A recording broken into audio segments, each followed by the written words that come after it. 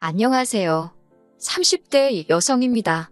이렇게 표현해도 될지 모르겠는데 정초부터 어머님이랑 한판 붙었어요. 며느리랑 사위랑 다르게 뭐라고 며느리는 하인치급 사위는 상전 대우를 하시는지. 남편과는 직장 상사의 소개로 만났습니다. 첫 만남부터 둘 다 비슷한 업계에서 일을 하고 있기도 했고 취향도 잘 맞아서 그런지 대화가 잘 통하더라고요. 그래도 한 달 정도는 서로 탐색전이라고 해야 할지 알아가는 시간을 가졌어요. 그때 알게 된 게 저는 서울에서 나고 자란 반면 남편은 당시 직장에 입사하게 되면서 처음 서울 생활을 시작했다고 하더라고요. 남편과 저는 결혼 전 1년 반 정도를 사귀었는데 결혼 이야기가 나오고 나서는 남편이나 저나 결혼 전 조금이라도 돈 좀 더 모아보자는 생각에 남편 자취방에서 데이트를 하는 일이 많아졌어요. 그때는 그게 궁상맞다기보다는 서로 뜻이 맞아 다행이다 싶었지요. 자취방에 갈 때마다 느낀 거였지만 남편이 정리정돈을 못하더라고요.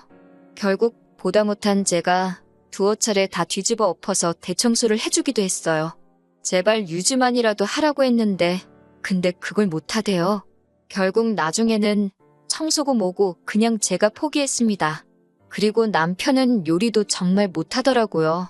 근데 이거야. 저는 요리가 취미였던 반면 남편은 회사에서 식사를 해결하기도 했고 제 입장에서 납득할 수 있는 부분이었기 때문에 큰 문제는 아니었어요. 그래도 이런 과정을 겪어서 좋았던 건 결혼 이후에는 제가 청소랑 요리를 담당하고 남편이 설거지랑 빨래 그리고 그 외 힘든 일을 하는 걸로 자연스레 업무 분담까지 하게 되었다는 거지요. 결혼 이야기가 나오고서 처음 시댁에 인사를 드리러 갔던 날이었어요. 어머님이 현관문을 열어주셨는데 이건 뭐 신발을 어디다 벗어나야 할지조차 감이 안 올 만큼 발 디딜 틈이 없더라고요. 어머님, 아버님 그리고 신혼 세 사람이 사는 집인데 어째서 현관 앞에 신발은 다 나와 있는지 봄, 여름, 가을, 겨울 사계절이 다 놓여 있더라고요. 그뿐만이 아니었습니다. 거실로 눈을 돌리니 누가 보면 이사라도 가는 줄 알겠더군요. 누가 벗어놓은 건지 알 수 없는 양말부터 시작해서 소파에 걸쳐져 있는 잠바들. 보통 손님이 온다고 하면 정리를 하지 않나, 내가 온다는 걸 잊으셨나, 아니면 만나보기도 전에 내가 마음에 안 든다고 이런 식으로 표현하시는 건가? 정말 별의별 생각이 다 들었네요. 그런데 그때 남편이 어머님더러 정리 좀 하지 그랬냐 하니까 어머님이 네가 할 거 아니면 신경 쓰지 말라고 소리를 빽 지르셨습니다. 남편이 민망했는지 저더러 어머님이 원래 청소나 정리 같은데 취미가 없으시다며 이해하라고 하더라고요. 그제서야 남편이 누굴 닮은 건지도 알겠고 그래서 그냥 괜찮다고 했어요. 그리고는 요령껏 저 하나 앉을 자리는 만들어서 앉아 있었지요. 그랬더니 남편이 그런 저를 보면서 뭐가 웃긴지 실실 웃더니 어머님더러 제 취미가 청소랑 요리라고 하더라고요. 틀린 말은 아니었지만 쓸데없는 소리를 한다 싶어서 좀 짜증이 나대요. 집으로 돌아오는 길에 뭐하러 그런 소리를 했냐 하니까 하는 말이 청소랑 요리 잘하는 여자라고 하면 시어머니들한테 인기 좋은 거 아니냐며 자기 딴에는 제 자랑이라고 한 거랍니다.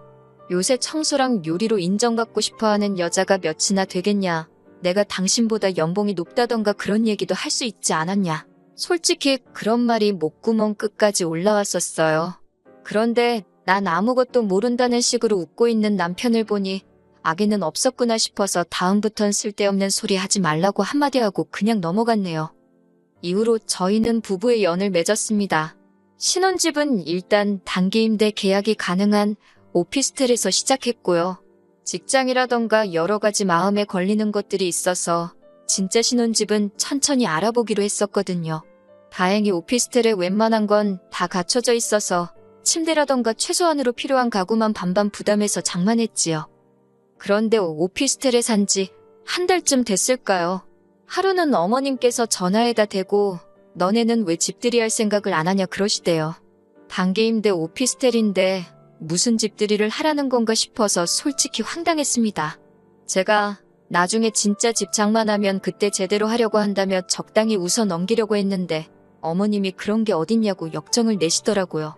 결혼을 했으면 반지하에 살아도 부모한테 이렇게 해놓고 삽니다. 이렇게 살게 해주셔서 감사합니다 하고 보여주는 게 맞는 거라면서요. 듣는 내내 억지다 싶었지만 알겠다 했습니다. 그리고 며칠 뒤 13평의 작은 오피스텔에 어머님, 아버님 그리고 신우의 저희 부부까지 5사람이 들어차니 정신이 하나도 없더라고요. 어머님께서는 집안을 둘러보시더니 집안이 휑하다고 인간미가 없다며 뭐라고 하셨지요.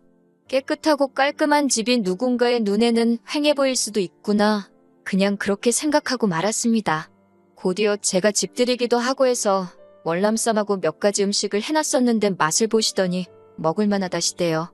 신우도 질세라 나쁘지 않네 그러고 있고 그러면서도 집에 갈 때 되니까 남은 음식 없냐고 하시면서 다 싸달랍니다. 그러더니 거의 저희 냉장고를 털어 가다시피 다 가지고 가셨어요. 솔직히 말이 좋아 집들이지 오셔서 내내 흠만 잡으시고 어떻게든 저를 깎아내리려 하셨다는 게 너무 속상하대요. 하지만 제가 정말 마음이 상하기 시작했던 건 이후에 있었던 일들 때문이었어요. 처음 사건은 집들이 후로 3달도 지나지 않았을 때였습니다. 하루는 어머님께서 갑자기 이번 주말에 내려오라고 연락을 해오셨지요. 뭐 제가 별다른 일이 있던 건 아니지만 집에서 할 일 없이 굴러다녀도 그게 좋지 시댁 가는 게 좋을 리는 없잖아요? 무슨 일 때문이시냐고 물으니 집에 와서 청소 좀 해달랍니다.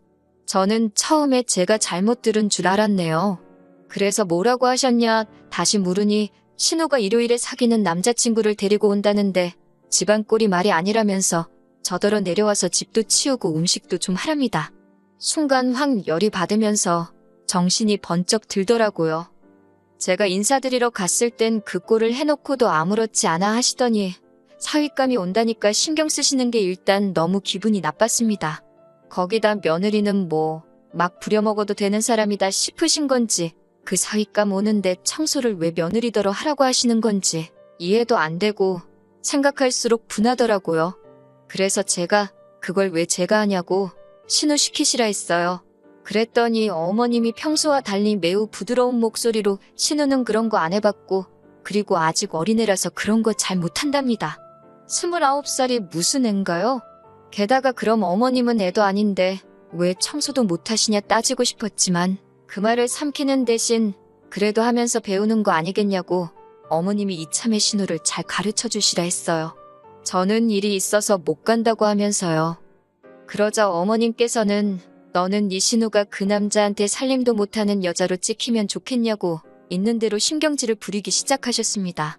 듣다 못한 제가 그러면 가사도우미라도 부르시라 했더니 그 사람들이 와서 꽁으로 일하냐면서 저더러 돈 아까운 줄 모른다고 뭐라고 하시는 거예요. 아니 가사도우미한테 주는 돈은 아깝고 며느리는 공짜다 뭐 이런 건가 싶으니까 저도 정말 화가 나더라고요. 그래서 저는 모르겠다. 아무튼 절대 못 간다 했습니다. 그리고 정말 안 갔어요. 어머님은 제가 진짜 안 올 줄 몰랐다며 남편을 통해서 아주 괘씸하네 야같네 별의별 소리를 다 하셨더라고요. 남편도 저한테 하는 말이 시댁도 우리 집이다 생각하고 어머님하고 신우체면 생각해서 해줄 수 있는 거 아니냐고 서운하다 하더라고요. 그리고 그날 남편하고 대판 싸웠습니다. 제가 알지도 못하면서 네가 내 기분을 아느냐고 남편에게 아주 다다다다 퍼부서댔어요. 중간에서 남편 역할 똑바로 못할 것 같으면 차라리 닥치고 있으라고 아주 악을 썼더니 지도 놀랐는지 더 말은 안 하더라고요. 그리고 이후로 어머님하고 신우는 저만 보면 치사하다, 야같다며 말을 안 걸어왔습니다. 자기들 딴에는 제가 소외감이라도 느끼고 속상해할 줄 알았는지 일부러 심술을 부리는 것 같았는데 전 전혀 신경 쓰지 않았네요. 까놓고 말해서 말을 안 하고 살다 보면 자연스레 보고 살 일도 줄어들겠다 싶었으니까요. 그러다 엊그제 신정이었잖아요. 어머님이 다 같이 모여서 떡국을 먹자시대요. 어머님이나 신우야 차로 10분 거리에 살고 있었으니 떡국을 같이 먹든 뭐라든 부담이 없었겠지만 저희는 2시간 거리에 살고 있었으니 제가 어차피 구정 때 찾아뵐 건데 그때 먹자 했습니다. 그랬더니 어머님이 저더러 한 번을 고분고분하게 알겠습니다 소리를 하는 법이 없다면서 남편도 어머님이 사위 보고 처음 만난 새이라 그러시는가 보다며 저더러 한 번만 양보해달라 하더라고요. 그래서 제가 그럼 당신만 갔다 오라니까 자기가 호랩이냐며 혼자 가긴 싫다고 징징거리고 그래서 내려가게 되었습니다. 어머님이 오라고 하셨으니 솔직히 제가 음식을 해가야 한다거나 그런 생각은 아예 하질 않았어요. 해오란 소리도 없었고요.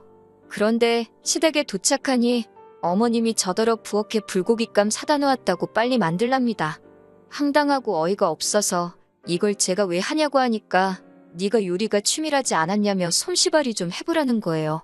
속도 없는 남편은 옆에서 제가 불고기 진짜 맛있게 한다는 소리나 하고 있고 진짜 하기 싫었지만 정초부터 큰 소리 내기 싫어서 알겠다 했습니다.